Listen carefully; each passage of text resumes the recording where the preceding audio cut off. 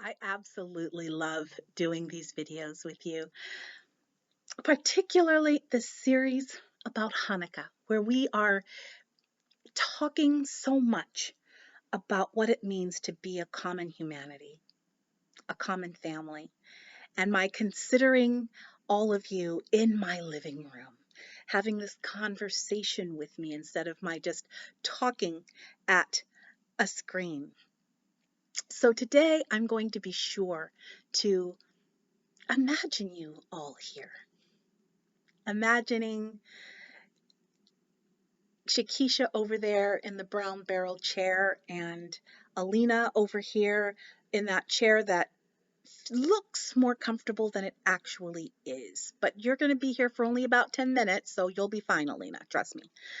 And those two fancy chairs that nobody uses. So use it. Sit down, have a seat.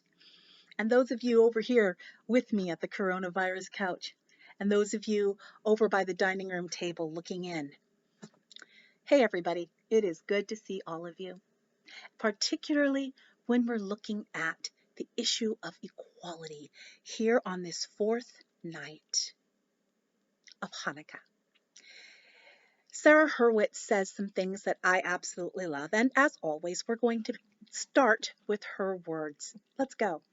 Sarah says, ancient rabbis understood the Torah's assertion that all humans descended from Adam to mean that we are all created equal. No one can ever say, my ancestor is greater than yours, because we all have the same ancestor. This isn't a scientific statement, it's a moral one.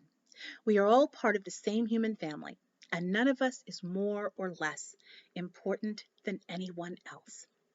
From 8 Nights, 8 Jewish Values, Reflections for Hanukkah on the Jewish Obligation to Build a Better World.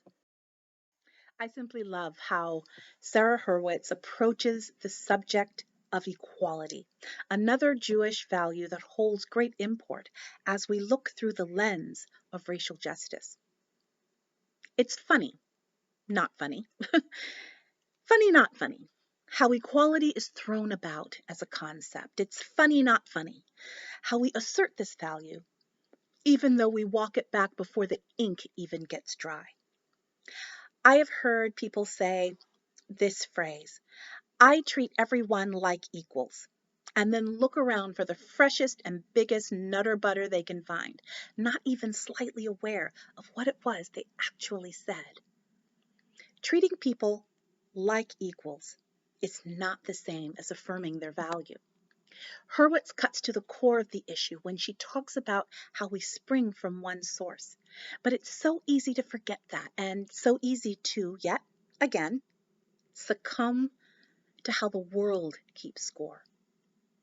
Pedigree, heritage, lineage are not in themselves bad things, and I do not at all think that Hurwitz is suggesting that. What they are not are proxies for worth, which is how we often, all too often, treat them. It's true in our individual lives, and it's also true in how we approach the work and the walk of racial justice. When we want to prove our bona fides, usually the first thing we do is to tell and to expect what we feel are our props for length of time in doing work, in doing the work. But my answer to this is often hard to hear. Time served actually counts for little. What people say or do, when people say or do harmful things, and then they're called on it, often the first thing from their lips are variations of the following.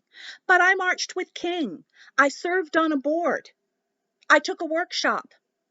I have a whole library filled with books. Worthy things all. And if they were built upon and held fast, all the better. But this work, for you, as well as for myself, in this work we cannot rest on our laurels. Past work you have done can be grounding and foundational. It does not not at all, give you a pass from doing the work in the here and now. Work that was considered cutting edge even 10 years ago needs to be examined in the light of current realities. We need to decide that we will always be learning, which demands a humble and teachable spirit.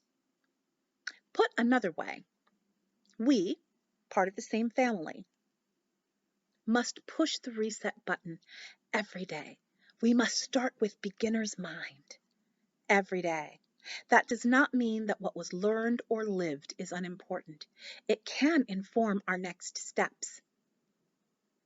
But insisting that the way that was learned years ago and who we were years ago leaves us fully equipped for the present, that's simply not true.